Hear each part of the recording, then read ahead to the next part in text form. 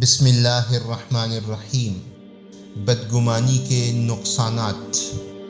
میرے دوستو، جس معاشرے میں ہم نے آنکھیں کھولی ہیں، مسلمانوں کا معاشرہ ہونے کے باوجود اس میں بہت ساری برائیاں پائی جاتی ہیں۔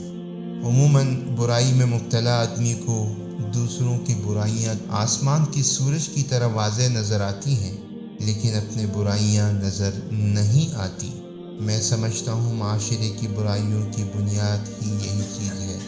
انہی برائیوں میں سے ایک بدگمانی ہے، جس نے خاندانوں کو اجاڑ کے رکھ دیا ہے، معاشرے کو تباہ کر دیا ہے، باپ بیٹے کے درمیان دبیز پردوں کو حائل کیا ہے اور رشتہ داریوں کی خوبصورت عمارت کو زمین بوس کر دیا ہے۔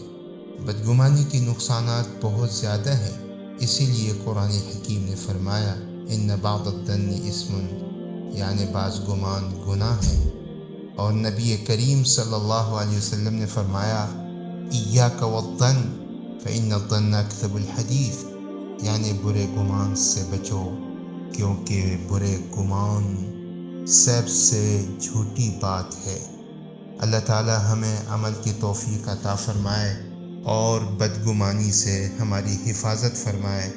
یقیناً بدگمانی نے بہت سارے خاندانوں کو اجاڑ کے رکھ دیا ہے، بھائی کو بھائی سے الگ کر دیا ہے، باپ کو بیٹے سے جدا کر دیا ہے، ماں کو اس کی بچی سے الگ کر دیا ہے۔